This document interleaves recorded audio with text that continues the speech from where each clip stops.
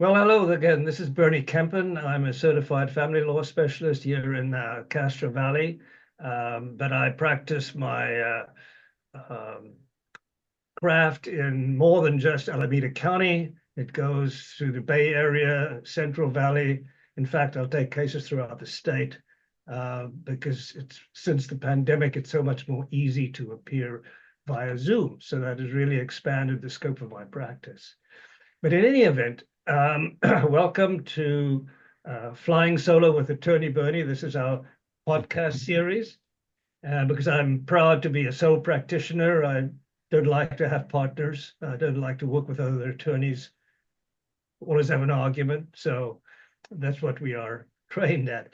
I have today with us again as a return guest, Gary Howard. I don't know whether he likes to be called Dr. Gary Howard or not. That's a discussion I need to have with him. But we've had discussions before in podcasts on such esoteric topics as to whether trees should have standing in court, whether plants have the ability to have consciousness or emote, so to speak. So I'm looking forward to having him come back in one of our next podcasts to talk more about his new book on biology and how we tend to think of nature as a something we interact with rather than being very much a part of. So in any way, that's one sentence. Gary's written a whole book about that. And I look forward to talking to him about that and sharing that with you. Gary has an education that comes from Harvard, I think undergrad, and he's got a PhD from Carnegie Mellon in Pennsylvania. He's a lifelong scientist now, retired. He worked for the Gladstone Group. I've known Gary now for many, many years since we worked on the PTA together here in Castro Valley, Proctor Elementary School. Gary's become very active in the local community. He's been elected to the school board. I think he's been served there for quite a number of years already. He's also been a president of our local Rotary Club. So today I've asked Gary to come on because he has resuscitated an interest to have our local community incorporate again. Castro Valley is part of the unincorporated area of Alameda County. There was previous attempts to incorporate it into a city. Those did not succeed, but our town has changed quite a bit. And a lot of people are interested in moving here because of the excellent school district, thanks to Gary Howard, of course, and other reasons. And our community has become a lot more diverse as well. Castro Valley was known as the chicken capital of the world, and I heard an interesting story about that recently, that in fact, it wasn't really the chicken farms that made Castro Valley all that attractive at the time. The chicken farms were really a front during the prohibition for gin distilleries. So that gives you a little bit of a flavor of what Castro Valley is all about. It's become more than a bedroom community. And anyway, I've invited Gary here today to talk a little bit more about efforts to resuscitate the concept of incorporating and what the advantages and the disadvantages are. So Gary, up to you. Thanks very much, Bernie. Thanks for letting me come here and talk a little bit. We have known each other for a long time, and we've worked together on many projects, actually. Incorporation is, I would say, one of, if I could expand it just slightly, there are three issues before Castro Valley right now that are separate but actually interrelated quite a bit. Consideration of incorporation is one of those, but another one that is closer to us is we're redoing the specific plan for how the downtown business district should be organized for the next 20 or 25 years.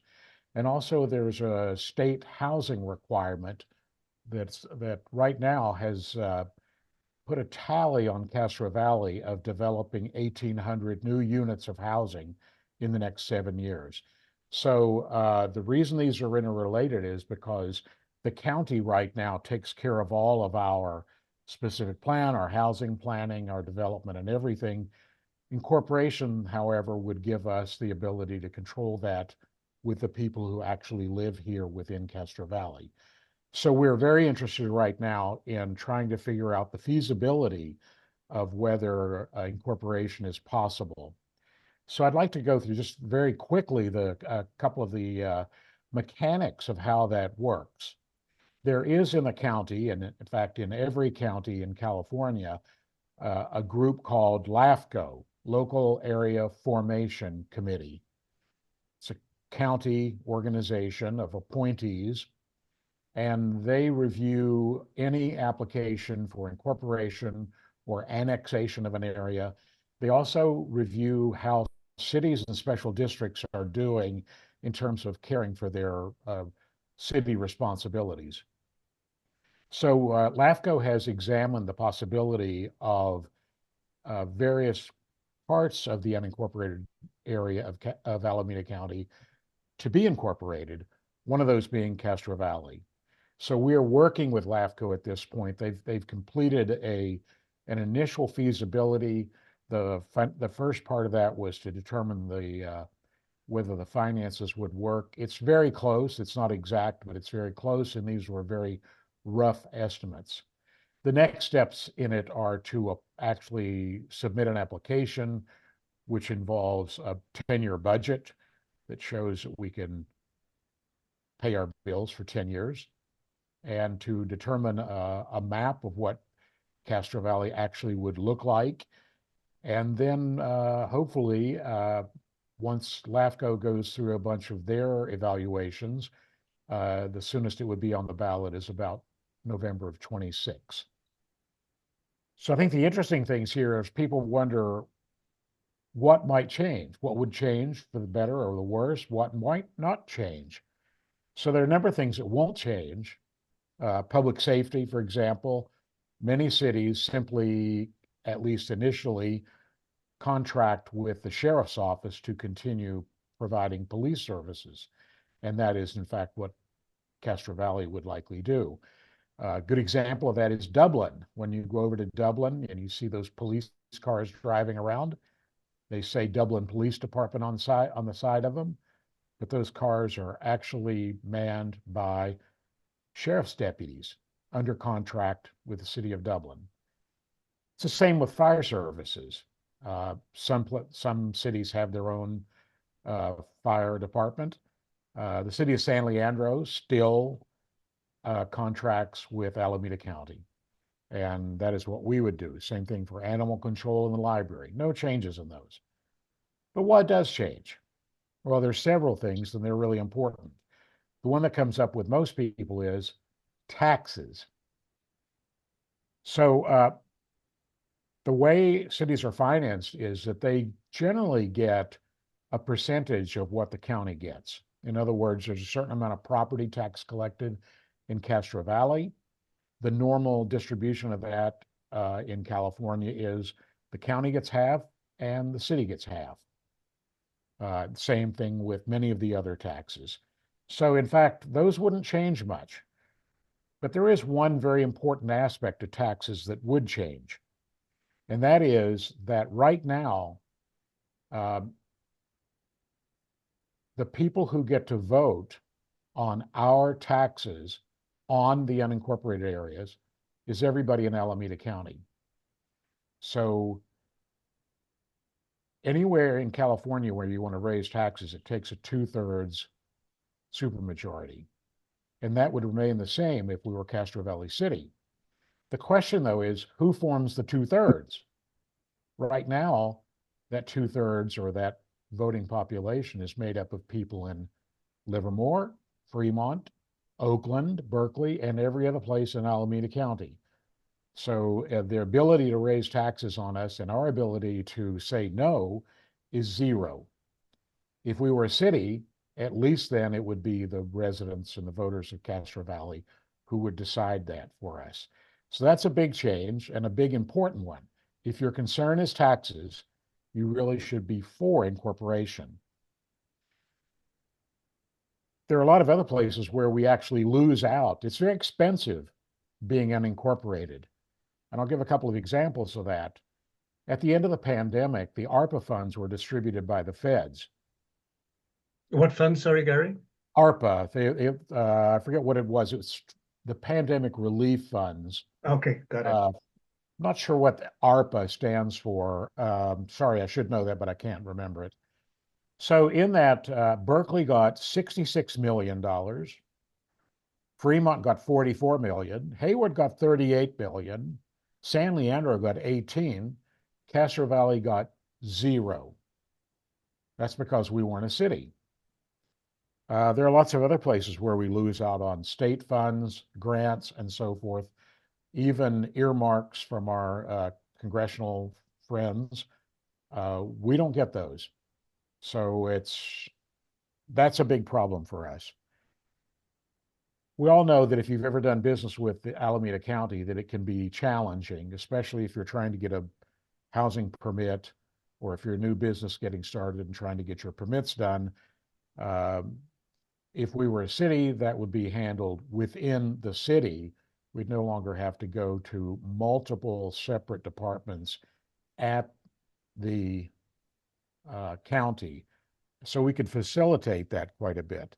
So, but the primary thing I think is the ability to determine our own future. You know, a few moments ago, I was talking about our specific plan and about new housing that needs to be put into Castro Valley. The question is, where will those be? How will that development be handled? And so forth. Right now, that's handled by various offices within the county. We are not their highest priority.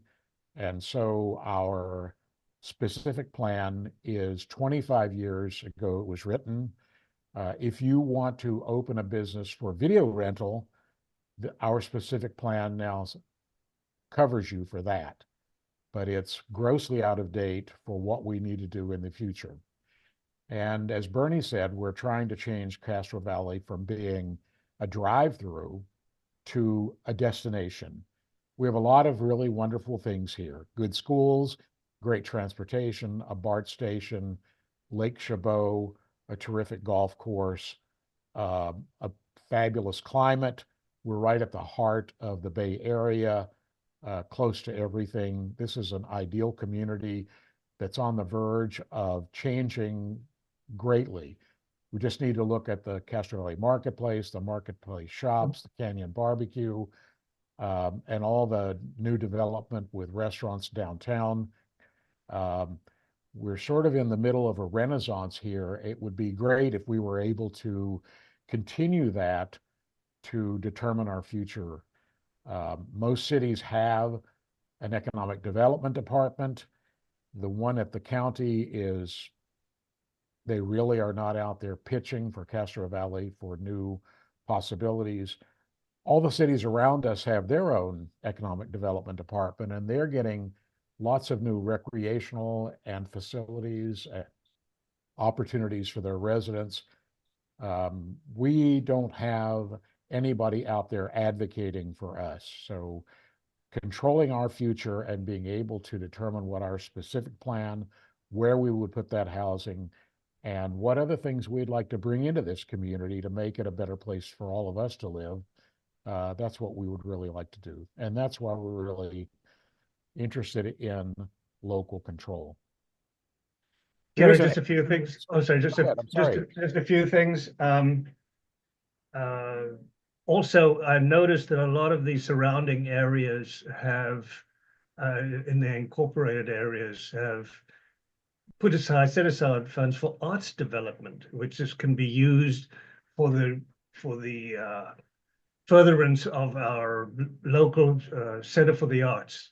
So it's really hard to compete against other locations around us to acquire artists of any kind of note to come and perform here. That is one thing. That's one thing I've noticed. So I just wanted to ask you about that, if you've come across the same kind of conclusion. Well, I think that is exactly right. I mean, for example, tomorrow our library is locked up, right? It's closed every Friday. If we were a city and we chose to supplement the county funding, the library would be open on Friday. And I think that would be a very good thing. We do have HARD, the Hayward Area Recreation Department here, or district, excuse me, and they do a pretty good job. But if we were working with them, I think we could do a lot better to be able to put in parks, recreation, arts. Lots of cities encourage those kinds of things, and that's what brings not only all of us could have a great time, but could also bring people from over the hill coming here from Pleasanton, Dublin, from Hayward to enjoy the various amenities. Gary, one of the reasons I wanted to have this talk today is because a lot of my client base, a big part of my client base, is in fact in Alameda County. So there are some questions that are relevant to the practice of family law. How fast can I expect the police to show up at my door if there's a domestic violence restraining order in place, for instance? Those are very, very, very important issues, because if a restraining order is only as good as it is as its enforcement can be. Just having a restraining order does not going to assist unless the police get there in time. We don't have to comment on that. It's I'm trying to explain as to why this issue is so important to my client base, and also people who are in the Alameda County who are interested in moving here. So, well, one of the things that would happen here is, even if we were to contract with the sheriff's department to continue providing the service, it is a contract. And we could write into, if the citizens and voters of Castro Valley wanted, we could write into that contract to ask for additional police services. Right now, it's my understanding that there are, at any one time, assigned to Castro Valley, there are 2 deputy sheriffs patrolling, one east and one west of Redwood Road. I mean, they clearly converge from all over the place like sharks if they're needed. But I mean, if we as a community decided that we would fund 2 on each side of Redwood Road, we could do that. So that could help in that specific example that you're talking about. We get to determine the rules of engagement, if you were, but we still get to take advantage of the sheriff's department, and they provide good service to us. I wouldn't, for sure. So Gary, you've known me a long time, so you know to expect a curveball. And one of the things that I've done in the past whenever I mediate disputes is I ask one of the parties to articulate the opinions of the other person who is opposing your idea. You think you could, I think it would help the audience here to understand this situation a little bit better if you could just articulate what is the opposition to the thoughts that you and your group is promoting now in Castro Valley. Well, that's a fair question, because there is no free lunch here, of course. I think there are 2 primary ones that I hear mostly. One is they'll raise our taxes. Okay. Well, I just talked about that a little bit. I think that, I mean, clearly there is some possibility that at some point, but raising taxes in California requires a 2/3 vote. And I think if we were to put something on the ballot and ask the voters, we need more money for a city, if 2/3 say yes, it's probably a good idea. I mean, that's pretty, that would require quite a compelling argument, I think, to make that case. But that is a fear, for sure. I do think that's offset by the fact that we are losing money in other situations, though. And even right now, with the amount of money, even with LAFCO's own numbers about what they take from Castro Valley and what we get back in services, we lose $3 million a year by their own published numbers. So we're losing money by not being a city. Our tax money. Right. The second argument, I think, is if it ain't broke, don't fix it. And Castro Valley, I've lived here 30 years, more than 30 years. It's a great city, a great community. I really enjoy it here, raised my family here. But, I think what we don't see is the advances that are being made in the communities all around us and how much better it could be if we were able to just do a little bit more for our community, that it isn't happening right now. If you look over, just even over in Ashland, with all that work on 14th Street over there, it's really widened the streets and done a beautiful job over there. We don't have that here. The Cherryland Community Center is just a spectacular building. We don't have that. And all around us, in all the cities, they're just doing terrific work. So it isn't exactly broken, but it sure could be an awful lot better than what it is now. As far as your first comment about taxes, and this is just my personal feeling about taxes, and the opposition to taxes in the United States is a cultural opposition. I remember traveling to Sweden and asking someone on a boat there, we were on a tour, said, how much taxes do you pay? And we pay about 50% of our taxes. And I said, doesn't that cause a lot of consternation among the voters? He says, no, we're happy to pay it. We're happy to pay it because we get the value for the money. Yeah. We get free education, free college education, 60 days worth of paternity and maternity paid leave, etc., etc. So one thing we always need to talk about when we talk about taxes is to see what is the value that you get for it. That's right. A lot of people are opposed to taxes because they're saying I'm paying taxes and it's being spent on something that I have no interest in. Right. Well, but yeah, then the advantage of being a city here would be that at least it would be what we are interested in, specifically right here in Castro Valley, how we can improve that. Well, I think what we need to do here is we need to probably reconvene and have another chat about this. Sorry, yes, can I add one more thing? I'd like to mention one other thing, and that is, I don't know when the podcast will come out, but this Sunday at the Castro Valley Library, we have a talk by an expert in city development to talk about what Castro Valley might look like in the future. And I'd like to invite everybody to show up at that. It's 2 o'clock. It's free. It's at the Castro Valley Library. Thank you very much, Gary. And we look forward to an update. In between then, you and I are probably going to be talking about other interesting things.